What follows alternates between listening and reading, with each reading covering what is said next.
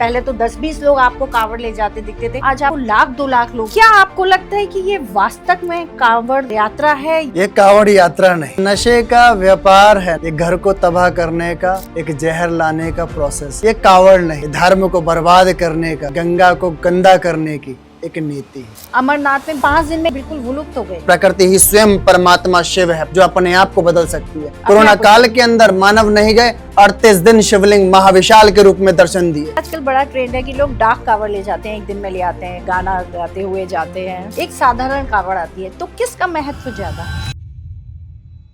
ना शिव को ढोल पसंद है, ना शिव को सरल पसंद है, शिव को तेरा भाव पसंद है।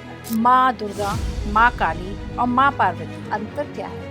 माँ दुर्गा धर्म की रक्षा करती, माँ पार्वती ग्रस्त परिवार को दिखाती, माँ काली संहार के दे पर ज्ञान के आधार। आदि शक्ति क्या है? 10 महाविद्याएं हो, 9 देवी हो या 52 शक्ति पीठ, आदि शक्ति से ही सारे रूप निकले हैं। 10 महाविद्याओं का आध्यात्मिक महत्व। मन, चित्त, बुद्धि, अहंकार, लोभ, ईर्षा, मोह और माया। जब आप इसे विवेक के माध्यम से कंट्रोल कर लेते हैं और विवेक से ऊपर की और नाड़ी के ऊपर आप आगे बढ़ते हैं, ईड़ा और पिंगला के द्वारा, ये 10 महाविद्याएं आपको नतमस्तक करती हैं, शिवरूप बने।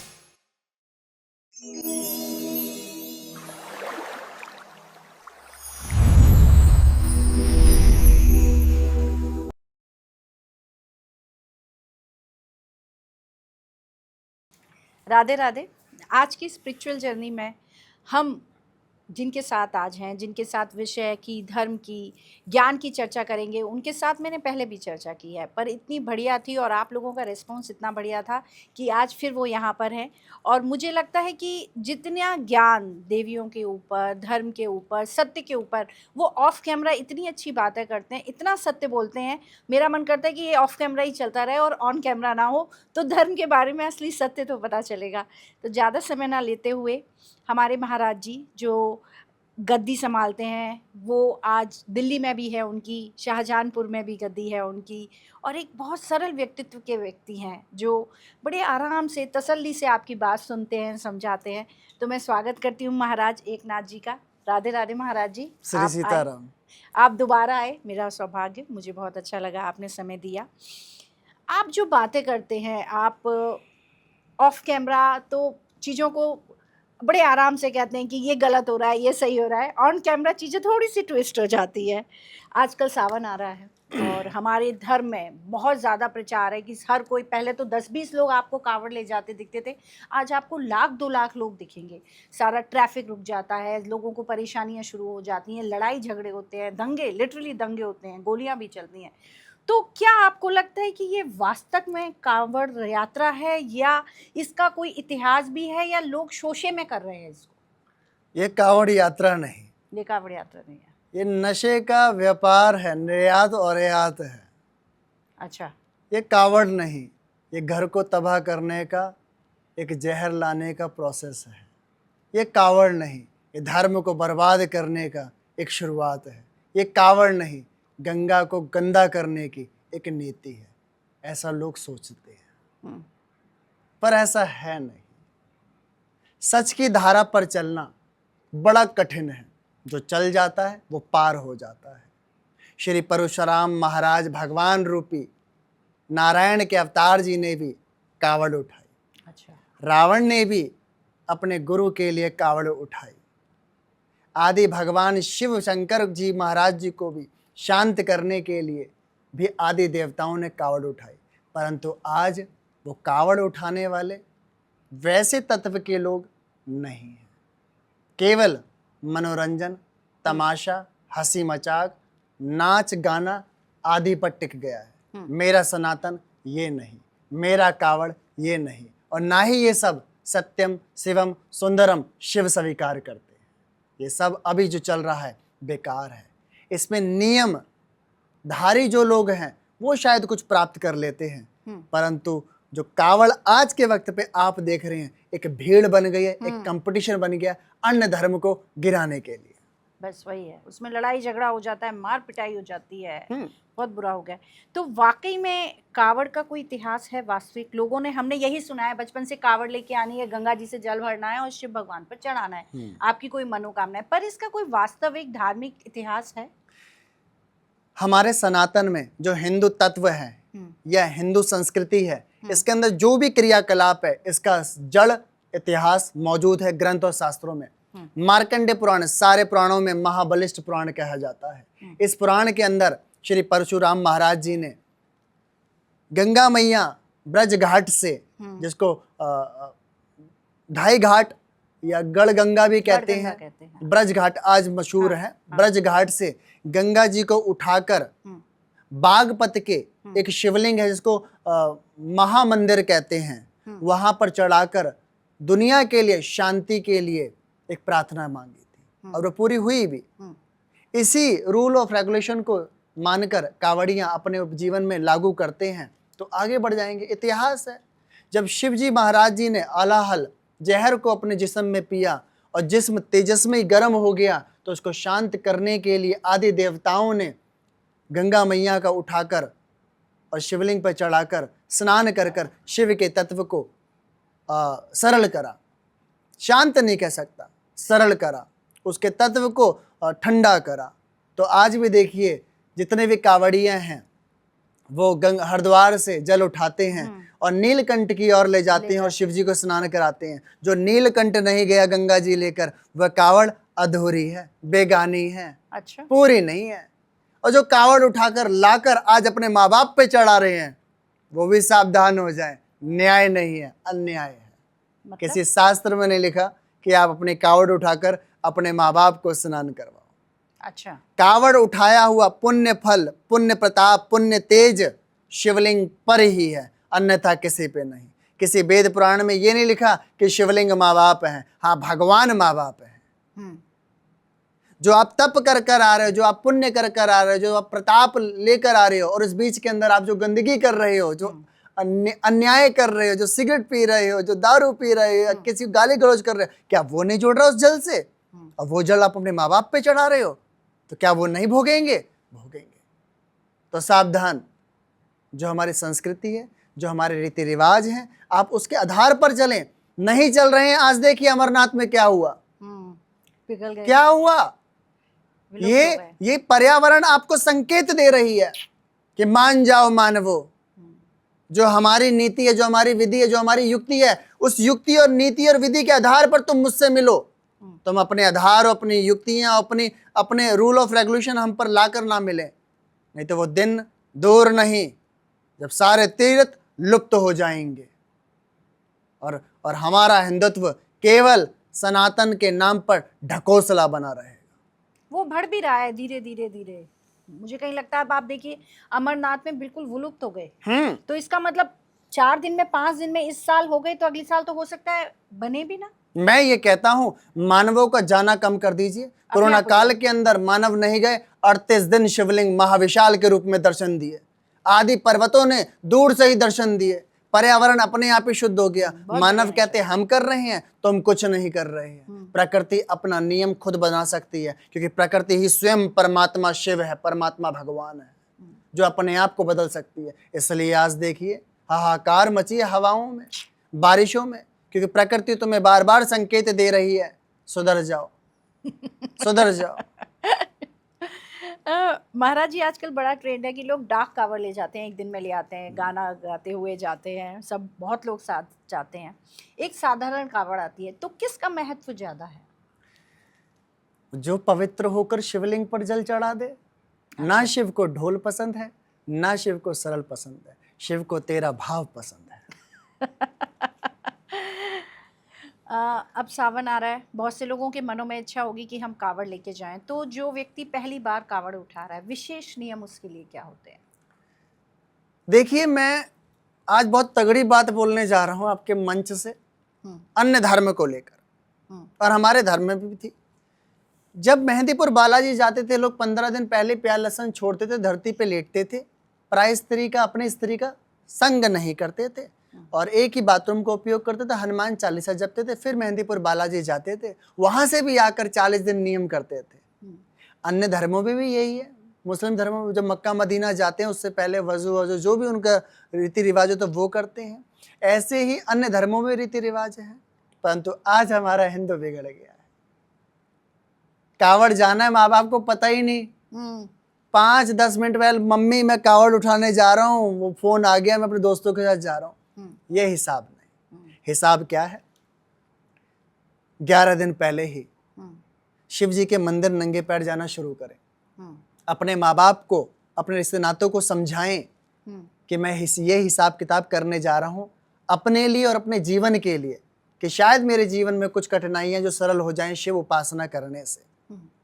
शिव चालीसा पढ़नी चाहिए, नहीं पढ़ सकते हैं तो नमः शिवाय का जाप करना चाहिए दिन और रात। सदाचार रहना चाहिए, जानवरों की सेवा करनी चाहिए। जिस दिन कावड़ उठाएं उस दिन ढीले ढाले कपड़े पहनने चाहिए, ऐसे कपड़े नहीं जिसमें अंग प्रदर्शन हो। आज मैं देखता हूँ कावड़ों में अंग प्रदर्शन चलता है, थोड़ी लाज रखो हमारी बहन और बेटियों की, जरूरी है। तो ढीले कपड़े पहनने चाहिए, और जो कावड़ का सामान है वह आपको सही से देखना चाहिए, जिसमें जल ना टपके, जल गिरे नहीं, जिसमें आपकी सलीहत हो। ब्रह्मचर्य का पालन रखना चाहिए। कोशिश करें कि नशों से दूर रहें, कोशिश करें अपनी जबान पे नरमता रखें। जिस किसी से मिले शिव तत्व समझ के मिले, क्योंकि तुम्हारे लिए कण कण में मेरा शिव है, कण कण में मेरा शिव है। और जहाँ स्नान करें, जहाँ से उठाएं, वहाँ सबसे पहले गंगा मैया को नमन करें। और गंगा मैया को इस धरा पर जिन्होंने उतारा, भागीरथी महाराज जी को, राम जी के परिवार को नमन करें। उन्हीं की दया से ही आज आकाश गंगा धरती पे आई हैं। उनको नमन कर कर जब प्रवेश करें और शिव बाबा को याद करके उठा लें, और उठाकर अपना जो भी आपको मनन हो, मंत्र हो, नमः शिवाय, परिवार का चिंतन, अपना चिंतन, अपनी गलतियों की माफ़ी मांगते हुए जहां आपने मंदिर सोचा है, शिव मंदिर, वहां जाकर समर्पण कर कर, जल चढ़ाकर आज से नई जिंदगी की शुरुआत करें। ये नहीं कि फिर दोबारा उसी में ही। तो शिव ये कहते हैं, सरल से आओ, सब कुछ पा जाओ। मैं तो लुटाने के लिए बैठा हूँ, आओ मुझसे ले जाओ, आओ मुझसे ले जाओ।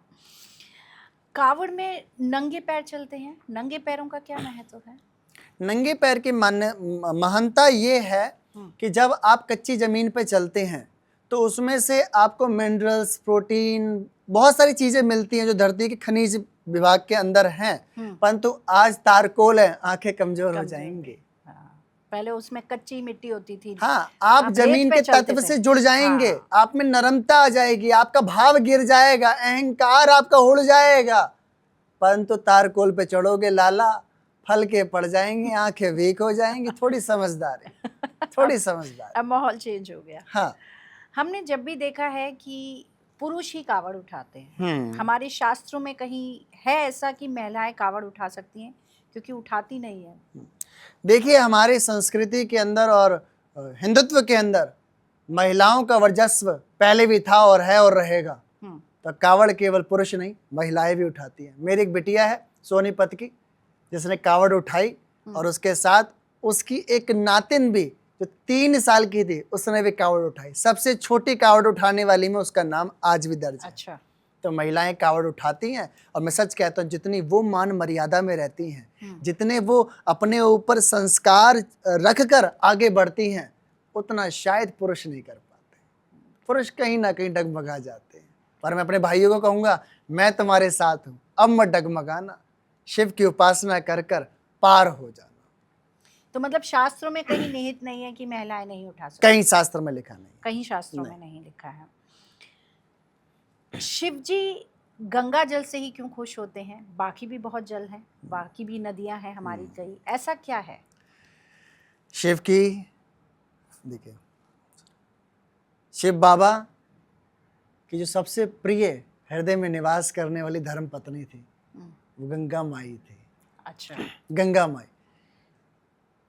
शिव पुराण, लिंग पुराण, मार्कंडे पुराण आदि जहां पर शिव बाबा का जिक्र है और जो शिव चर्चा करते हैं, उन्हें पता होगा कि शिव के सबसे करीब है माँ गंगा, परंतु किन्हीं कारणों से वह ब्याता नहीं हो पाए। इसलिए उन्होंने, शिव बाबा ने गंगा माई को शीश पे रखा, सबसे ऊंचा। किसी को हृदय में रखा, किसी को गले लगाया, परंतु माँ गंगा माई को अपने शीश पे रखा कि तुम सबसे ऊपर हो, क्योंकि तुमने अपने लिए और मेरे लिए बहुत कुछ संघर्ष करा। इसलिए शिव जी को गंगा जी, गंगा माई, गंगा जी का तत्व बड़ा प्रिय है। बड़ा प्रिय। इसलिए तो कहते हैं सारा जगत संसार छोड़कर शिव जी हरिद्वार में गंगा माई के पास आ जाते हैं सावन वाले दिन।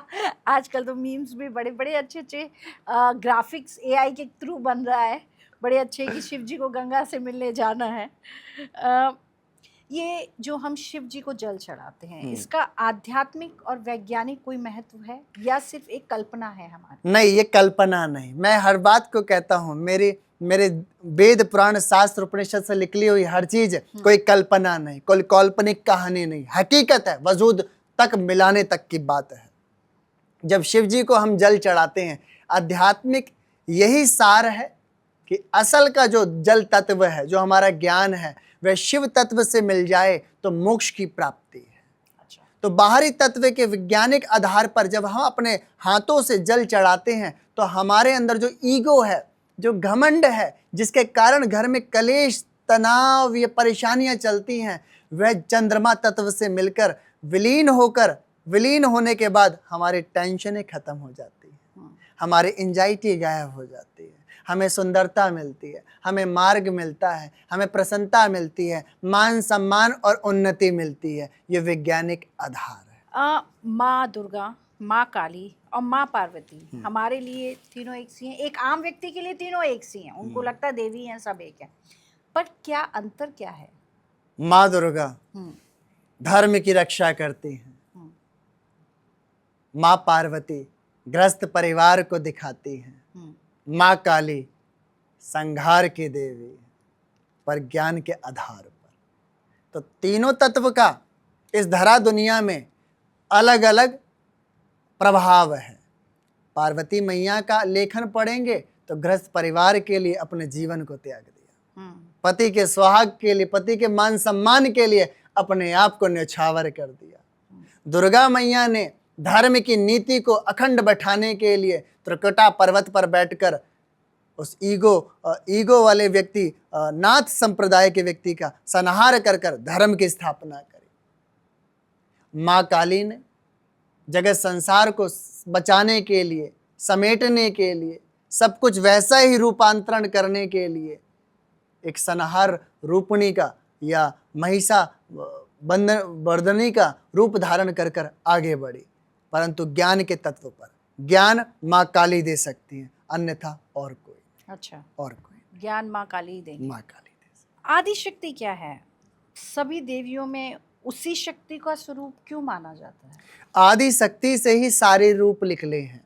10 विद्याएं हो, 9 देवी हो या 52 शक्ति पीठ हो, आदि शक्ति अपने पे ही संपूर्ण विशाल सम्राट एक नारी शक्ति कह सकते हैं, जिससे जगत संसार उपजा है। केवल देवी नहीं, जगत संसार उपजा। जब इस धरा पर कुछ भी नहीं था, आदि शक्ति थी जो जल के अंदर तरंग के रूप में लहर रही थी, और उनको आया विवेक के द्वारा कि अब निर्माण करना चाहिए संसार का। तो त्रिकुटा पर्वत पर उतरी सबसे पहली माँ भगवती, और फिर जीवन का जो भी बनावट, जैसे कहूँ कि जीवन को चलाने के लिए जो चीज़ें बनाई गई, शायद अभी मैं समाज में वो चीज़ें नहीं बोल सकता, परंतु जल्दी ही पता चलेगा कि संसार कैसे बना। अभी तक लोगों के मुंह से सुना होगा कि ब्रह्मा जी ने बनाया, पार्वती ने बनाया, परंतु त्रिकुटा पर्वत से शिव से संबंध बनाने के लिए एक शक्ति ने जोर लगाया और शिव ने अपने आप को विलीन कर इस धरती को एक सीख दी कि माँ और पुत्र का संबंध क्या होता है। यहां से बनी थी धरती। ये बहुत गुप्त बात है, ये खुल जाएगा तो बड़ा विवाद हो जाएगा, बहुत विवाद हो जाएगा। मैंने अभी कुछ दिन पहले मैं पीताम्बरा गई थी, तो मैंने बहुत गूगल किया कि यहाँ पे कोई माता का, सती माता का कोई अंग गिरा है।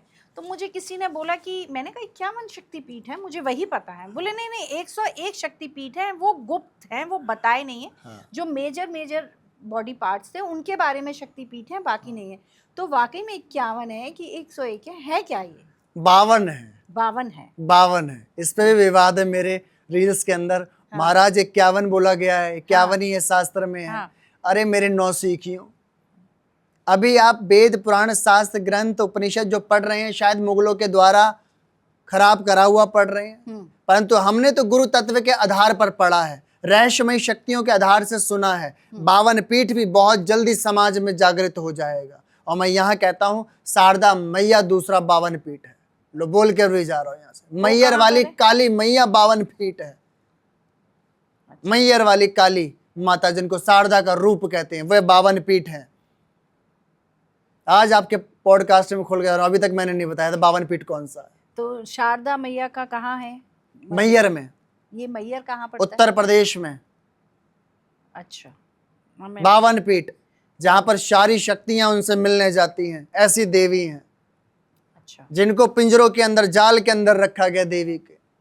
अच्छा, नैन बड़े तीखे हैं, चरण के मूल दर्शन होते हैं। अच्छा, और बड़े बड़े राजनेता मत्था टेकने जाते हैं। क्योंकि 52 पीठें आने वाले वक्त में उजागर होगा। जैसे कलगी महाराज उजागर होंगे, ऐसी 52 पीठ भी उजागर होगा। जैसे हम अपने धर्म में कहते हैं कि हमें भाई 4 धाम करने हैं, तो हमारे 4 धाम हो गए। मेरा पर्सनली मन है कि मैं 52 शक्तिपीठ भी करूं, तो इनको करने से कोई अलग एनर्जी मिलती है आपको या एक सिर्फ भाव ही है? दुर्गा सप्तशती महादेवी पुस्तक में लिखा हुआ है कि आप जब अंग पूजन करेंगे तो हर अंग में एक देवी बताई हुई है, और उसको आप रमा लेंगे अपने जिस्म में तो आपने 52 शक्तिपीठों के दर्शन स्वयंभू बैठकर उपासना कर लिए।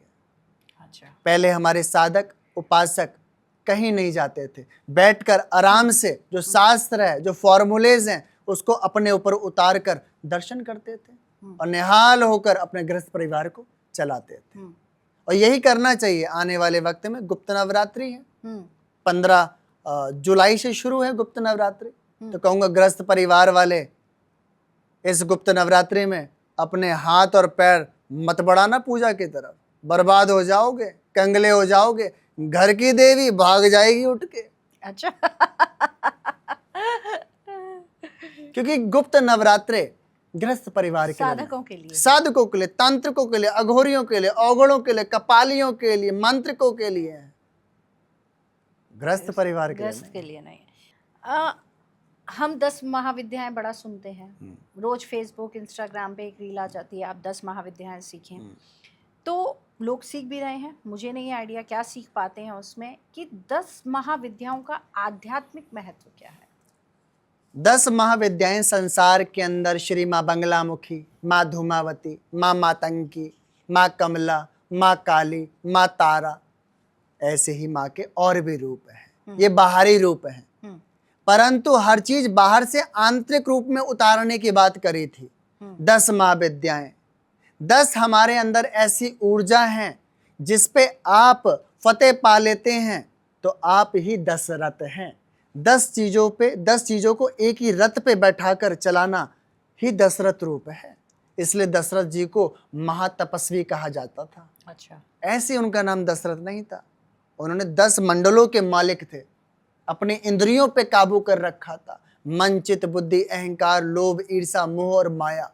जब आप इसे विवेक के माध्यम से कंट्रोल कर लेते हैं और विवेक से ऊपर की ओर नाड़ी के ऊपर आप आगे बढ़ते हैं ईड़ा और पिंगला के द्वारा, तो ये 10 महाविद्याएं आपको नतमस्तक करती हैं शिवरूप बनकर, आपको शिव तत्व समझकर नतमस्तक करती हैं, सदैव आपके साथ चलती हैं। जब कहते हैं कि आपने 10 महाविद्याओं की साधना साध ली है, सिद्धि नहीं साधी है, और किसकी रजा में? अपने शिव की रजा में, ऐसे ही नहीं।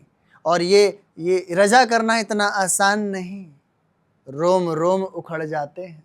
मन, चित्त, बुद्धि, अहंकार, लोभ और ईर्षा तुम्हें ऐसा लूट लेते हैं कि तुम रोओगे और आंसू भी नहीं निकलेंगे, दर्द भी होगा, चीख भी नहीं निकलेगी, पर वो खिताब पा जाओगे जो आदि देवी देवताओं ने इस धरा दुनिया में नहीं पाया। कोई मिला है आज तक जिसने कर रखा हो? मैं अपने आईने के पास जाता हूं तो वो शख्स दिखता है। बहुत ही बढ़िया जवाब दिया आपने। अगर हम 10 महाविद्या नहीं कर सकते और हम ये सोचते हैं कि ये जो 10 देवी हैं महाविद्या वाली, उनके हम मंदिर के दर्शन ही कराएं जो मेन है, उससे भी फर्क पड़ता है। हाँ हम्म? हाँ, गंगा मैया में डुबकी ना लगाओ, पर गंगा मैया के पास जाओ, उनके प्रभाव से ही आप शांत हो जाओगे। मत लगाओ डुबकी। तो दर्शन मात्र से भी आपका कल्याण होता है। दर्शन शास्त्र बहुत बड़ी चीज है, सिद्धांतिक है। कहते हैं सतगुरु की आवाज ना सुने, ना सुनने को मिले, पर दीदार हो जाए तो लाखों करोड़ पाप नष्ट हो जाते हैं और आने वाला कर्म सुधर जाता है। तो दर्शन बहुमूल्य है, वो भी खुली आंखों से, बंद आंखों से नहीं। तो आप बताएंगे 10 देवियां जो हैं इनके मंदिर कहाँ हैं, जिससे लोग अगर जाना चाहें तो जा सकते 10 महाविद्याओं, 10 महाविद्या देवियों के मंदिर। पहली महादेवी हैं जिनको मैं बड़ा सुप्रीम मानता हूँ, कालिका माई जी, जो है हरिद्वार में। श्री कैलाशानंद महाराज जी के, जिनके गुरु कामराज गुरु जी जो आज भी जीवित हैं, वहां निवास करती हैं संपूर्ण काली। जगत संसार की सारी कालियां शायद अधूरी रह जाएं, परंतु इस धरा पर जो सबसे पहले काली आई हैं वो आई हैं हरिद्वार में। कैलकाटा वाली नहीं है? नहीं, हरिद्वार में सबसे पहले काली आई है, कामराज गुरु जी के मंदिर में, जहाँ पे 108 नर मुंड रखे हुए, वहां पर काली मौजूद है। अच्छा, तो सबसे पहले वहां दर्शन करें, ठीक है। और वहां के पीठाधीश्वर के दर्शन करें। अच्छा, वहां आप गुड़ैल का फूल चढ़ाएं भगवती को, और कामराज गुरु महाराज जी के जरूर दर्शन करें, वो आज भी जीवित है माँ कालिका के साथ। दूसरा है तारा माई, हाँ, जो बांग्लादेश में है। आप वहां दर्शन करें। वहां आप भोग भेंट में जो तामसिक चढ़ता है वो ना चढ़ाकर आप सात्विक चढ़ाएं, लौंगों की माला चढ़ाएं। वहां पे जो मूल उनको निवास लेकर बैठे हैं राम जी के गुरु श्री वशिष्ठ महाराज जी। तीसरी माँ भगवती है श्री बंगलामुखी माई, जिनके स्थान भिन्न भिन्न बता रखे हैं, परंतु मैं मूल स्थान बताना चाहूंगा कांगड़ा में, जो प्रकृति रूप में निवास कर रही हैं अपने 2 बच्चों के साथ, तंत्र और मंत्र के साथ। तो वहां जाकर आप अवश्य माता रानी को पीले रंग का भोग लगाएं, बर्फी का हो या बेसन के लड्डू का। फिर हम और आगे बढ़ते हैं मातंगी माता के मंदिर की तरफ, वो जो पड़ता है साउथ में। वहां पर नीलवर्णी रूप में माता निवास करती है, नीला रूप है माता का वहां पर, ठीक है। फिर हम आगे बढ़ते हैं धूमावती माई की तरफ, जो नलखेड़ा में है। नलखेड़ा और दतिया में माँ धूमावती निवास करती है, जिनका चोला सफेद है, बूढ़ी स्त्री के रूप में है, परंतु शत्रुओं का विनाश करने में बहुत तेज है। वहां जरूर जाएं, काली मिर्च चढ़ाएं मात्र। पर वहाँ सुहागिन स्त्रियां नहीं करती दर्शन? ऐसा कुछ नहीं, ये ढकोसली बातें हैं। मेरी माँ सबके लिए है। मैं अभी होके आई हूँ, उन्होंने दर्शन ही नहीं करने दिए, बोले आप नहीं करोगे, 5 मिनट के लिए रोज खुलते हैं बस। देखिए, मेरी माँ सबके लिए है। जब आप बुक्स पढ़ते हैं या नॉवेल्स पढ़ते हैं, कोई शास्त्र पढ़ते हैं और माँ धूमावती का उसमें चित्रण आता है, क्या आंख बंद कर लेते हैं या माँ आंख बंद कर लेती है? और हम जब माँ का नाम ले रहे हैं, क्या ये भी लेना हमारा फिर पाप हो सकता है जब हम दर्शन नहीं कर सकते? यही हमारी कूड़ बुद्धि है सनातन के लिए। उन्होंने मना कर दी क्या? आगे जाना चाहिए, करने चाहिए, कोई माँ मना नहीं करती। बोले वो विधवा रूप में है इसलिए सुहागिन स्त्रियों को। तो हमारे घरों में जो विधवा, फिर हमें उनसे भी नहीं मिलना चाहिए? बहुत बड़ी बात कह के जा रहा हूं मैं। ये कूड़ बुद्धि नहीं सोच होनी चाहिए, रूढ़िवादी सोच नहीं होनी चाहिए। हर इंसान हर तीर्थ में जाने लायक है, जब भी तो दूसरा धर्म हम पे हावी हो जाता है इन बातों को लेकर। शायद लोग मुझे उल्टी सीधी बातें बोले मुझे कोई परवाह नहीं, मेरी माँ मेरी है, किसी भी रूप में है, वो चुड़ैल हो, डाकनी हो, शाकनी हो, किसी भी रूप में मेरी माँ मेरी है। तो और भी हम आगे बढ़ते हैं, माँ कमला जो माँ लक्ष्मी के रूप में है। देखिए, माँ लक्ष्मी के रूप में मैं सदैव माँ को कांगड़ा माई के रूप में देखता हूँ, ब्रजेश्वरी मैया के रूप में देखता हूँ, क्योंकि जो वहाँ पे फोटो लगी है ना, शायद लोगों ने अंदर पिंडी देखी है, पर पिंडी से ऊपर एक बहुत बड़ी फोटो है जहाँ माँ आसन पे बैठी है और उस आसन को शिव जी, ब्रह्मा जी, कार्तिकेय और गणेश जी संभाल रहे हैं, और एक शिव तत्व विलीन होकर लेटा हुआ, उसके ऊपर भी एक तत्व भैरव का लेटा हुआ, माँ भगवती कमल पे उसके ऊपर विराजमान है। अच्छा। तो कमला रूपणी वो रूप मैंने वहां देखा। जिस किसी ने, पेंटर ने वो बनाया, सच्ची वो कमला उपासक होगा, तो वो मेरे को अच्छा लगता है। तो इसलिए मैं सोचता हूँ माँ वहाँ विराजमान है। ऐसी माँ के 3-4 और रूप हैं, तो वो जहाँ आपको लगे मेरी माँ वहाँ प्रकट है। पर मैं सही कहूँ, 10 महाविद्याओं को आपको देखना है तो कामाख्या जरूर जाए। आजकल मुझे जो भी मिल रहा है वो कहता है कामाख्या जरूर जाए, और कामाख्या माँ मुझे बुला नहीं रही है। क्योंकि मेरी बहुत इच्छा कामाख्या है। माई की जो रक्षा कर रही हैं, जो वहां के सेवादार हैं, उसमें 10 महाविद्याएं हैं, 52 शक्ति पीठ की शक्तियां वहां विराजमान हैं। आप वहां भी नहीं जा सकते। 10 महाविद्याएं, मैंने कहा ना, माँ ब्रजेश्वरी कांगड़ा माई के स्थान पर निवास करती है। ये बात सच है, जाकर देख लें, अनुभूति हो जाएगी आपको। चलिए जी, माता बुलाएंगी तो जरूर जाएंगे। माँ इच्छा तो सबको है। बुलाती है। आजकल लोग यूट्यूब से, इंस्टाग्राम से वीडियोस देख देख के साधना शुरू कर देते हैं, तो क्या हमें बिना गुरु के साधना करनी चाहिए? इस कलिकाल युग के अंदर गुरु होना चाहिए। बिना गुरु निगुरे कहलाओगे, बिन बाप के कहलाओगे, और संसार में आपको कोई भी गति नहीं देगा। आप YouTube के माध्यम से, मीडिया क्षेत्र से, किताबों से कुछ भी आप उठाते हैं, आप अधूरे हो। किताबों से ज्ञान होता तो हर कोई आज कुछ ना कुछ जानकार करके प्राप्त होता, परंतु औंधे हो रहे हो, बर्बाद हो रहे हो। उसी बर्बादी को आप उन्नति मान रहे हो, तो आप मूर्ख हो। गुरु बनाए और आगे बढ़े।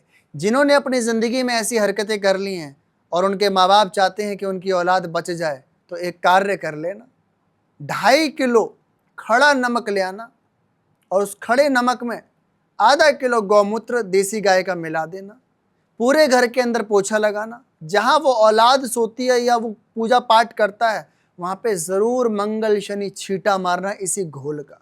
जाओ, आपकी औलाद ने जो तंत्र मंत्र, जादू टोने, ऊट पटांग जगहों से उठा के करे थे, जिनके कारण गंदी शक्ति ने स्थापित होकर उसके दिमाग को गंदा करा था, सब पलायन कर जाएंगी।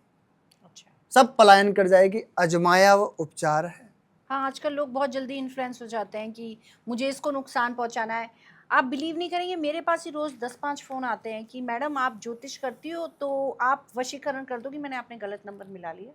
वशीकरण नाम की कोई चीज़ होती ही नहीं है पहली बात तो, और मैं करती भी नहीं। नहीं, मेरे पास भी बहुत सारे आते हैं। आजकल ज़्यादा आप सब लोग मुझे फेमस कर रहे हैं, तो उसकी वजह से मुझे भी आते हैं। आप स्पेशलिस्ट हैं, आपके भाव से लगता है कि आप कुछ कर सकते हैं, तो प्लीज़ मेरे लिए वशीकरण करवा दीजिए।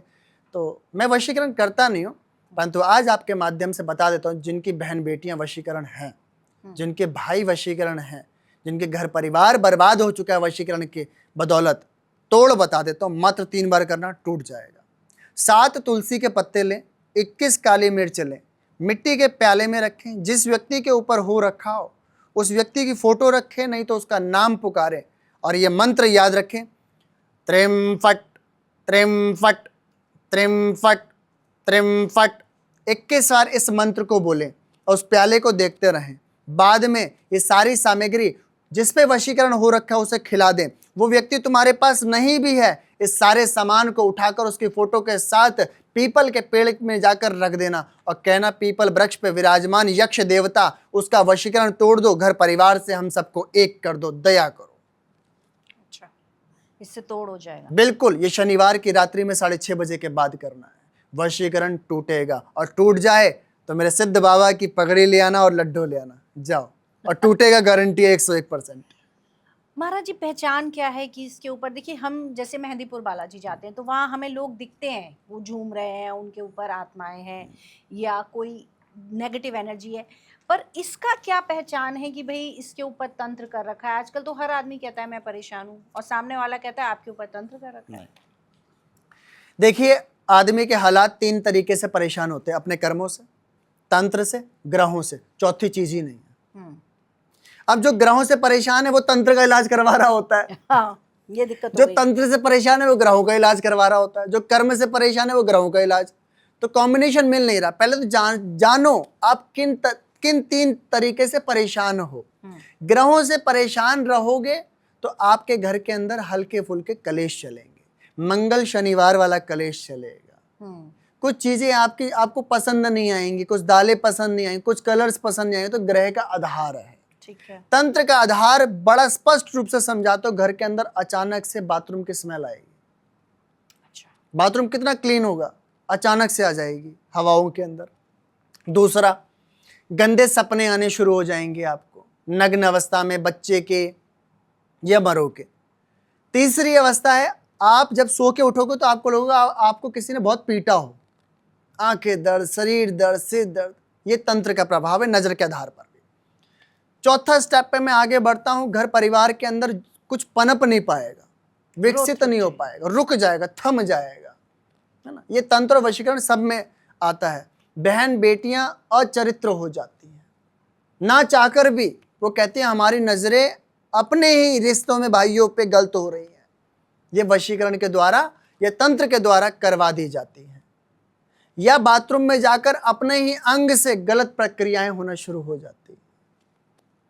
भाइयों के साथ क्या होता है, अचानक से कपड़ों के अंदर टुक लगना या फटना, या गाड़ी या चीजों का खराब हो जाना, अपने ही घर से भेदन हो जाना, या अपने प्यारों से, जो प्यारे उनका कल्याणकारी बातें करते थे, उनसे ही नफरत पैदा होना, ये तंत्र की महाप्रकाष्ठा चीजें हैं। अब हम बात करते कर्म पर। हम मेहनत कर रहे हैं, 2 रुपए की मिल रहा है, 1 रुपया है, तो ये कर्म है। हमने किसी का कल्याण करा और वहां से गाली मिल गई, ये कर्म है। ये तो बहुत कॉमन है। हाँ, ये कर्म है, ये तंत्र ग्रह नहीं है। हम अपनी आस औलाद को समझा रहे, वो समझ नहीं रही और हम पे दबाव खा रही है, ये तंत्र नहीं है, कर्म है। जैसा तुमने करा वैसा तुम पा रहे हो। तो मेरे भाइयों, 3 आधार से, और मेरी बहनों भी, 3 ही आधार हैं, ग्रह, तंत्र और कर्म। इसके अलावा नहीं। शायद आज इस रील के अलावा अन्य किसी रीलों में किसी ने 3 चीजें नहीं बताई होंगी, कभी नहीं। लोग बस इन तीनों घटा के तंत्र है। अरे कर्म है, ग्रह है, तंत्र है, तरीके से इलाज कर दो तो ठीक है, नहीं तो काहे को बहन बेटियों को पैसा लूट रहे हो, काहे को। बहुत बुरा हाल है, बहुत बुरा। क्या हम देवी उपासना करते हैं, सब करते हैं, कोई बहुत देवी उपासना फीमेल्स बहुत करती हैं, देवी की भक्त है, तो क्या हमें स्पष्ट रूप से कुछ संकेत मिलते हैं कि देवी की कृपा हम पर है? बिल्कुल। आप सात्विक गुरु का आचरण लेकर देवी उपासना करते हैं तो आपको लक्षण दिखाई देंगे। पहला लक्षण होगा, आप में सादगी आ जाएगी। अच्छा। आप अपने स्त्री तत्व को भूलकर साध्वी तत्व में आ जाएंगे, शक्ति तत्व में आ जाएंगे। आप जिससे भी बात करेंगे माँ का रूप समझकर, एक माँ का रूप आपके अंदर पैदा हो जाएगा, उस रूप को समझकर बात करेंगे। सबको अपनी आस औलाद ही आप समझेंगे, किसी से नफरत नहीं करेंगे। पहला तत्व माँ का ये होता है। अब ये नहीं कि पूजा कर रहे हो और आसन पे बैठे हो, माँ ने चुन्नी मांग ली, घी तेल मांग लिया, ये वाला तत्व नहीं है। जो तत्व बता रहा हूँ ये आध्यात्मिक तत्व है। फिर माँ अंदर की ओर ले जाएंगी आपको। पुरुष भी उपासना करे ना, सेम तत्व ही रहता है। माँ का तत्व जाहिर होने के बाद व्यक्ति है ना, रोता है। वो देखता है कि मेरे सामने मेरी आस औलाद बिगड़ रही है, खराब हो रही है, तो माँ को ये अच्छा नहीं लगता। माँ फिर एक स्तर से और आगे बढ़ती है ना, शिव तत्व की ओर, तो फिर वो अपनी ममता खो देती है। फिर वो शिव से विलीन होने के लिए अपने आप को विभोर कर देती है। जैसे गंगा माई किसी से पूछती नहीं है कि मुझे किधर मुड़ना है, वो विभोर हो रही है शिव से मिलने के लिए। तो ऐसे ही जब शक्ति की उपासना होती है तो साधक विमोर हो जाता है, फिर वो किसी की नहीं सुनता। उसको गुलाब की खुशबू आ जाएंगी, उसको अचानक से स्वप्न में बालिकाएं नजर आएंगी, उसको अचानक से तीरथ में जो देवियां हैं उनकी मूर्तियां, उनके मंडल, उनकी पिंडियां दर्शन देना शुरू कर देंगी कि आपका कर्म वहां दर्शन करना है, आप आइए, जल्दी करिए और आगे बढ़िए। तो कुछ लक्षण जो दिखाई देते हैं। अब इसमें हवाओं में लौंग नहीं आएंगी, हवाओं में लाल सिंदूर नहीं आएगा, ये सब नहीं होता। ये सब वाम तंत्र मार्ग के अंदर होता है, जहाँ पे इसको काला जादू कह सकते हैं। अच्छा, इसको काला जादू कहते हैं। शक्ति उपासना और तंत्र साधना में क्या अंतर है? शक्ति उपासना है कि धैर्य रखकर उपासना करें। जैसे आज हमारे शंकराचार्य महाराज जितने भी पीठों पे बैठे हैं वो सब उपासना कर रहे हैं शक्ति की, शिव तत्व की। अपने में एक ताकत है, परंतु राज्य सरकारों की तरफ से ताकत नहीं है, इसलिए वह हिंदुस्तान को संवार नहीं पा रहे। मैं कहता हूं राज्य सरकारों से खुली ताकत दे दो। जो आज तीर्थों में बिगड़ैलपन चल रहा है, वीआईपी कल्चर चल रहा है, जिसके द्वारा हमारी संस्कृति खराब हो रही है, महाशंकराचार्य पीठ सब सुधार देंगे एक बार में। उनमें ताकत है, मैं ये नहीं कहूँगा नहीं है, ताकत है, शक्ति की उपासना कर रहे हैं, आज से नहीं, उनके गद्दियों पर जितने गुरु बैठे हैं सब उपासना कर रहे हैं, परंतु एक मर्यादा रखी उन्होंने अपने लिहाज की, अपने चोले की, अपने वेद और पुराण शास्त्र ग्रंथों की। महाराज जी, आप कह रहे हैं कि आप दर्शन करने जाइए, इस तरह से भीड़ बढ़ गई है हर, अब जो पहले ट्रैवल होता था लोग पहाड़ जाते थे, अब ट्रैवल जो टूरिज्म हो गया है वो रिलीजियस टूरिज्म हो गया है, जिसे देखो 2 महीने का बच्चा है वो भी बद्रीनाथ केदारनाथ पहुंच रहा है और बुजुर्ग भी पहुंच रहे हैं। तो ये जो भीड़ है उससे व्यक्ति कुछ एनर्जी लेके आ रहा है या नेगेटिव एनर्जी लेके आ रहा है? Negative energy. प्यारी बहन, मैंने पहले समझाया था, जो व्यक्ति जा रहे हैं इनसे जांच करी जाए कि क्या आप अमरनाथ आए, आपको शिव चालीसा आती है, क्या आपको नमः शिवाय का पाठ आता है, आप किसी आचार्य से जुड़े हैं, नहीं है तो स्थगित कर दिया जाए। इससे हमारे स्थान की मान मर्यादा तो बनी रहेगी। अगली बार जो व्यक्ति आएगा वो संस्कृति लेकर तो आएगा, और इससे हम दूसरे के जिस्म में, दूसरे की चीजों में संस्कृति जोड़ भी तो रहे हैं। परंतु आज तो हर कोई फोटो देखकर, रील देखकर, गाड़ी उठाकर भगता चला आ रहा है। यही हमारे स्थान की गड़बड़ी हो रही है। जब भी मैं कह रहा हूं महाशंकराचार्यों को जग जाना चाहिए, हमारी धरोहर को बचाने के लिए अब आवाज उठा देनी चाहिए। मैं बहुत कड़वा बोलने वाला हूं। एक राजनेता एमसीडी वाले व्यक्ति को पावर देकर वो कब्जा कर 10 मकान बना लेगा, उसके मकान को नहीं तोड़ा जाएगा, एक शंकराचार्य के मंदिर को तोड़ दिया जाएगा। क्यों? चलिए, आपने बात छेड़ी है तो एक सवाल और कर लेती हूँ। हमने राम मंदिर बनाया, प्रभु राम ने अपने आप को स्थापित कराया, पूरी सरकार वर्षों तक इसी के नाम से वोट मिले, सरकार बनी, भगवान जी ने मंदिर भी बनाया। अभी करंटली कुछ समय से एक राज खुला है कि वहाँ इतना दान आया और वो सब गायब हो गया। तो इस पर आपका कहना क्या है कि इस पे सरकार को कुछ एक्शन लेना चाहिए? हाँ, आपने कहा ना भी दान गायब हो गया, भूत ले गया, जिन्न ले गया, दूसरे विपक्ष के लोगों ने जादू टोना, काला जादू कर दिया, गायब हो गया। कोई गायब नहीं हुआ, अपनों ने लूटा है। और मैं सच कहता हूं, जेबों में धरा, जेब फटने वाली है, अभी सामने आएगा, सबके आएगा। 2029 में राज खुल जाएंगे और वही बैंक चीख चीख के बोलेंगे इन व्यक्तियों ने लूटा है। मैं आपके पॉडकास्ट में लाइव बोल के जा रहा हूँ, 2029 तक मैं जीवित रहा तो नहीं, आप क्यों नहीं? मैं बता रहा हूँ, राजनेता बड़े होते गोली मारने वाले, मैं सच कह रहा हूँ। 2019 में बैंक गवाहियां देंगे किसकी जेब में कितना था। मैं आज इस पॉडकास्ट में बोल सकता हूं, परंतु मान मर्यादा रखकर सवर जाओ। आपने राम को लूटा है, अपनों को लूटा है, मंदिर बनाकर ऑफिस की आड़ में काम किया है। मैं नहीं बोलना चाहूंगा कौन सा ऑफिस है वो। जो असल राम थे वो तो गायब हैं। अरे इतनी बुजुर्ग महिलाओं ने राम के नाम पर चीजें, गहने उतार कर दे दिए हैं और आप खा गए। आपने विदेशों में जाकर वो चीजें रख दी। जल्दी इंसाफ होगा। मेरे राम शायद देर का करते हैं पर न्याय का इंसाफ करते हैं, न्याय का। मतलब आपको लगता है कि उन्हें सजा मिलेगी? जरूर। नहीं मिलेगी तो कुदरत देगी। कुदरत शायद यहाँ के इंसाफ से बच जाए, कुदरत के इंसाफ से नहीं। कभी कभी पक्के पत्थर के लिंटर भी टूट कर सर पर गिरते हैं। आपको क्या लगता है कि हर व्यक्ति को कावड़ उठानी चाहिए? नहीं, नहीं। हर किसी को नहीं, हर किसी को IAS ऑफिसर नहीं बनना चाहिए। तो वो किसी कामना के अनुसार ही उठाई जाती है? कोई आपकी इच्छा है? जिस व्यक्ति के अंदर शिव तत्व जागृत हो जाता है या शिव जी उसके अंदर ये कार्य करवाना चाहते हैं, वो खुद ही उठा ले, खुद ही। और मेरे बाबा इतने सरल हैं, वो सबको गले लगा लेते हैं, सबको। और ऐसा कोई व्यक्ति नहीं संसार के अंदर जिसने कावड़ ना उठाई। हर किसी एक व्यक्ति ने तो 1 लोटा जल शिव पे चढ़ाया ही है। तो सबने कावड़ उठाई, सबने, वो अंग्रेज हो या हम हो, कोई हो, सबने कावड़ उठाई है। अभी आप भी गद्दी गवन करते हैं, आप भी गद्दी पे बैठते हैं, लोगों के समाधान देखते हैं। आजकल मैं कुछ रील्स देखती हूँ इससे रिलेटेड।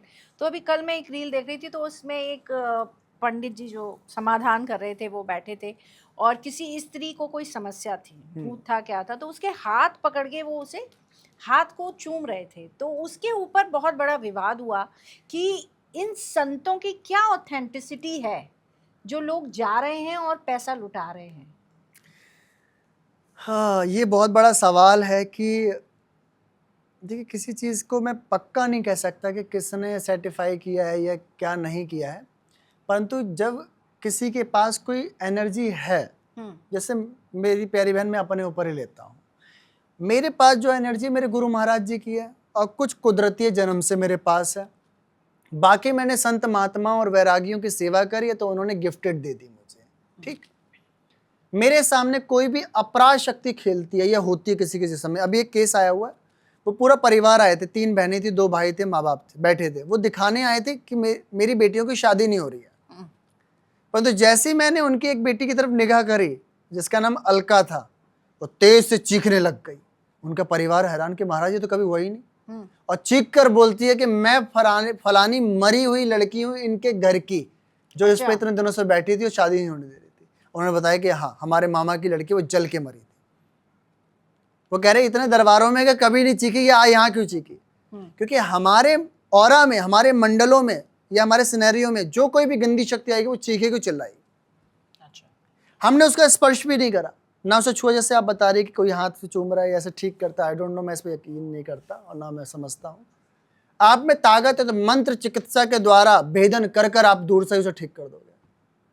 और हमारे पास श्री टेढ़ीश्वर धाम पर हमारे गुरुओं की एक जड़ी बूटी है, 32 प्रकार की जड़ी बूटी, जो मैंने कामाख्या से सीखी हुई है, मयोंग गांव से सीखी हुई है, गुरुदेव की आज्ञा से, जो गौमूत्र में रखी जाती है।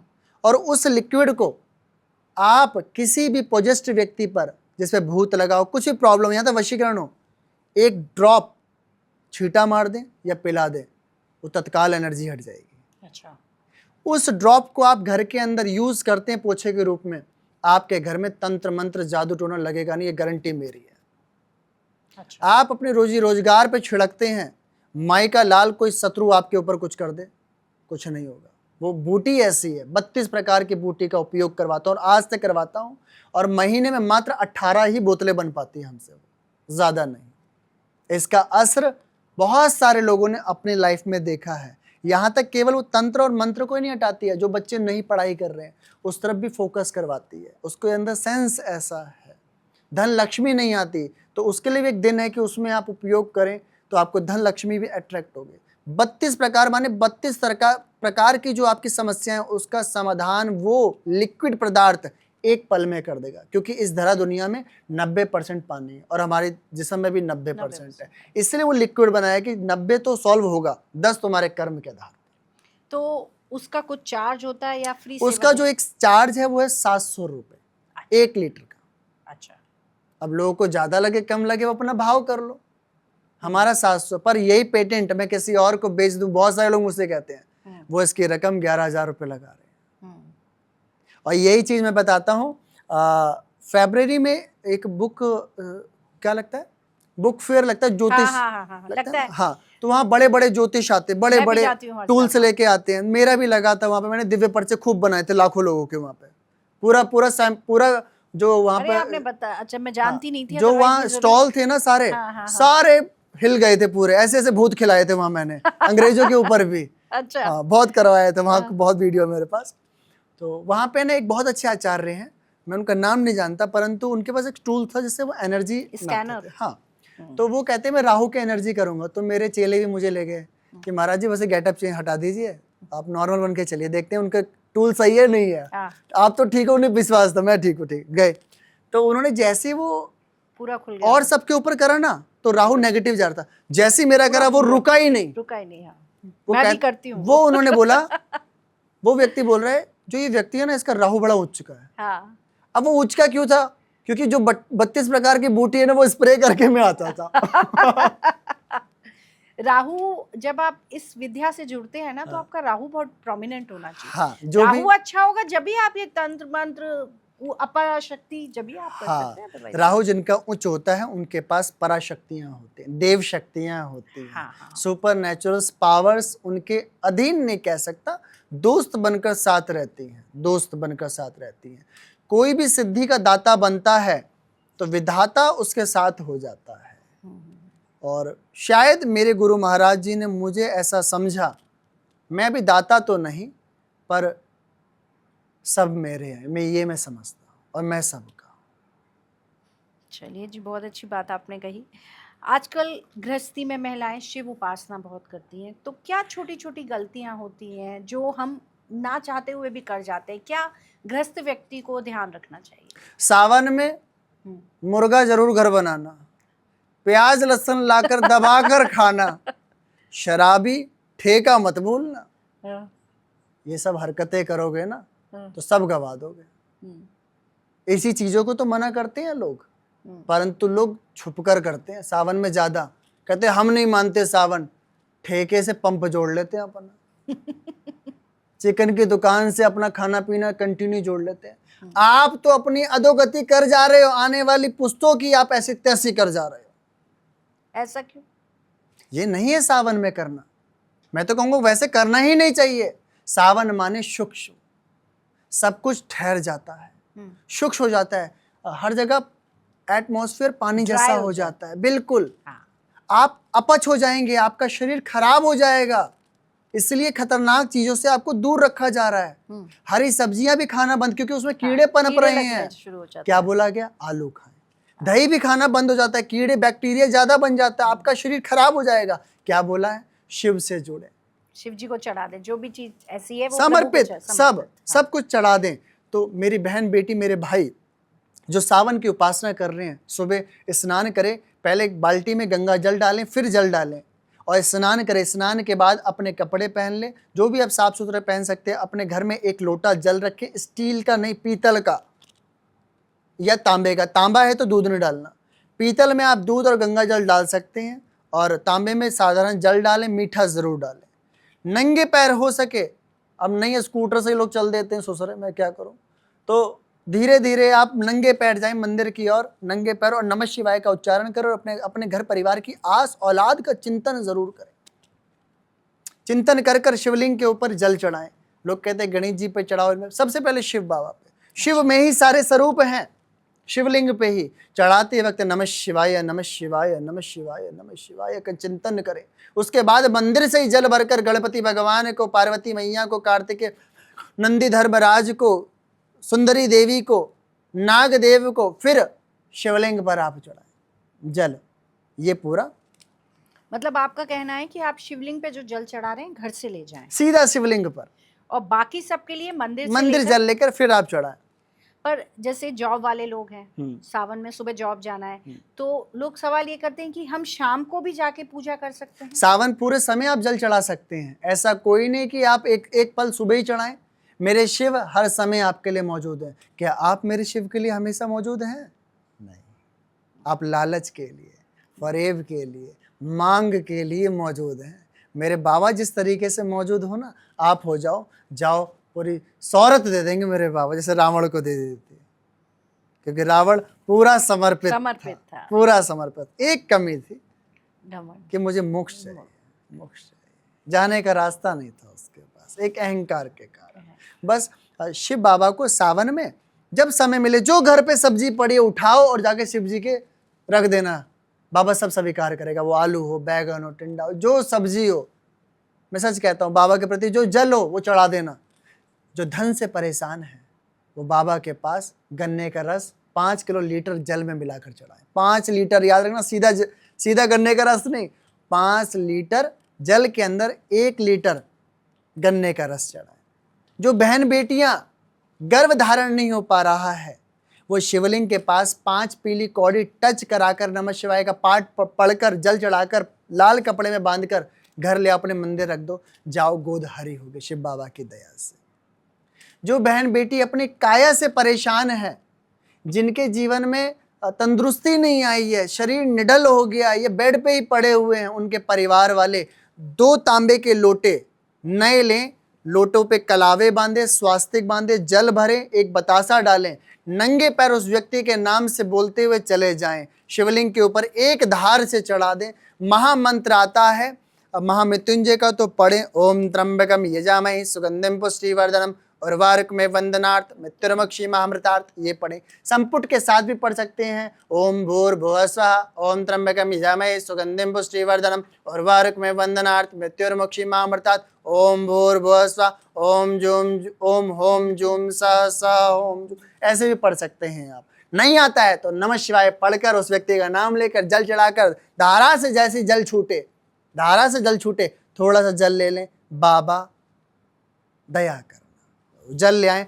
उस व्यक्ति को पिलाएं। जाओ पूरे सावन पिलाना, सावन के अंतिम चरण में वो व्यक्ति उठकर खुद जल चढ़ाएगा। अच्छा, खुद जल चढ़ाएगा। ये अजमाया उपचार है। महामंत्र जप लोगे तो काम आएगा। नहीं जप सकते हो तो उस व्यक्ति के पास यूट्यूब के माध्यम से लगाएं संपुट के साथ, संपुट के साथ। इस संपुट के बीच में उस व्यक्ति, कोई व्यक्ति ग्रसित है कैंसर से, ब्रेन ट्यूमर से, किसी भी चीज से, बीमारी से ग्रसित है, आज मैं आपके लाइव में बताता हूं ये मंत्र का ओम होम जूम सा, पाले पाले करके फिर ये मंत्र उल्टा हो जाता है।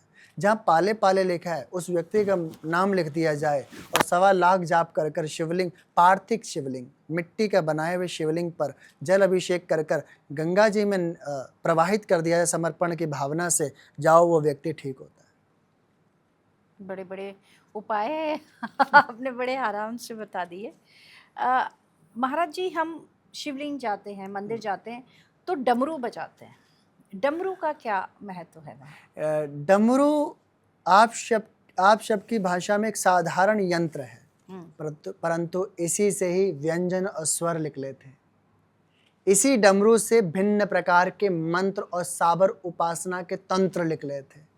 इसी डमरू को बजाकर भिन्न प्रकार की नकारात्मक एनर्जी को समाप्त किया जाता है। डमरू बजाकर ही आप अपने भीतर शिव तत्व को जागृत करते हैं उच्च स्तर पर। तो घर में भी बजाना चाहिए? बजाना चाहिए, शिव डमरू को करना चाहिए, ज़रूरी है। परंतु मैं ये कहूँगा जिनका बुध ग्रह नीच का है, सितार, गिटार, ढोल, रबड़ प्लांट, मनी प्लांट, डमरू, हारमोनियम, पियानो, ये सब नहीं रखना चाहिए, नहीं तो घर की बहन बेटियां परेशान होती हैं। संकेत देता हूँ, जिनकी छतों पर बहुत सारे गमले रखे हैं, पेड़ पौधे रखे हैं, उनकी बहन बेटियां ससुराल में परेशान रहेंगी। और शादी नहीं हुई है तो पेट से परेशान और जिस्म से परेशान रहेंगी। तो एक संदेश दे जाता हूँ, अपनी छत को साफ कर दें। एक तुलसी का पौधा आप बैल्कनी में लगाएं या अपने घर के आंगन में रखें, छत पे नहीं, बर्बाद हो जाओगे। महाराज जी, आप पर्चे बनाते हैं, आजकल बहुत ट्रेंड है पर्चों का, और मुझे लगता है जब से बागेश्वर महाराज जी आए, जब से लोगों को पर्चे ज़्यादा समझ आने लगे। क्या कॉन्सेप्ट क्या है ये पर्चे का? जैसे लाखों लोग बैठे हैं। निधि मेरी प्यारी बहन, हाँ, मैं पहले भी किसी के पॉडकास्ट में बोलकर आया था, 3 साल मेरे साथ रहो, आपने मुझे खुद बोला पर्चा बनाना सीख जाओगे। परंतु एक पर्चा होता है पंचांगुली साधना के द्वारा। अब मैं नाम बता के जा रहा हूँ। पंचांगुली साधना कोई व्यक्ति कर ले तो वो पर्चा बना सकता है आपके भूतकाल के आधार पर। दूसरी साधना है हनुमान जी के मंडलों की साधना, जिसमें दूत होते हैं, जिसके अंदर आप उसके वर्तमान में जेब में क्या रखा है, क्या कर रहा है, वो बता दो। अच्छा। तीसरी साधना है गुरु कृपा, गुरु उपासना, गुरु सेवा। जब आप गुरु सेवा, गुरु उपासना करते हो तो आप उसका भूतकाल, वर्तमान, भविष्य के आधार पर बनाकर दिखा सकते हो। तो मेरे पास गुरु उपासना है। तो मतलब आपके पास जो लोग आते हैं, आप उनका भविष्य बता देते हैं? वो आते हैं, उनकी जो परेशानी सवाल है, अच्छा। वो पर्चे में लिख दे जाती है, पहले स्टेप टू स्टेप वाइज। अच्छा, मान लीजिए हजारों लोग आए हैं आपके हाँ। पास और कोई सीक्वेंस नहीं है, लोग रैंडम ही उठ के आते हैं। हाँ, तो फिर आपको कैसे पता कि अब ये व्यक्ति आएगा? तो मैं आपको बताता हूँ, जैसे कि अन्य मंचों पे जो पर्चे बनाते हैं वो पुकारते हैं, हाँ। फलाना व्यक्ति गमछा डाल रखा है, वो आ जाओ। नाम लेके कोई नहीं पुकारता है, आज तक देखना, नाम लेके कोई नहीं पुकारता। फलाना ये परेशानी, आ जाओ। ये मेरे यहाँ जितने 70 लोग आए हैं ना, जो लाइन लगा रहे हैं, 70 के लाइन से पर्चे बनेंगे, 70 के। तो वो चमत्कार मैं ज़रूर लाइव देखना चाहती हूँ बेशक। कि क्या वाक़ई में ऐसा होता है? बेशक आप आएँ। और जैसे व्यक्ति आ गया, आपने उसको समाधान बता दिया, हुँ। तो वो काम बनता है उसका या वो बार-बार आता है आपके यहाँ? देखिए, हाज़िरी भरनी पड़ती है। हाज़िरी के आधार पे हमें देखना पड़ता है कि हमने इसको जो कॉन्सेप्ट दिया वो कितना असर कर रहा है। हुँ, उसके बाद उसको और ज़्यादा देना होता है, हमें बताना होता है। पर बहुत सारे लोगों के चीज़ें बनती हैं। सबसे बड़ी बात ये है कि जो सवाल पूछने आया, हुँ, वो गुरु ने खुद बता दिया हुँ। और समाधान भी दे दिया, तो वहीं 50% उसके अंदर शांति मिलती है। कॉन्फिडेंस है। शांति, और वो स्टेप टू स्टेप वाइज़। तो ऐसा ही है कि सिर्फ़ आप गद्दी पे ही पर्चे बनाते हैं अपने? हाँ, गुरु महाराज जी की जो असीम शक्ति है, पराशक्ति है, देव शक्ति है, वो गद्दी पर भी है।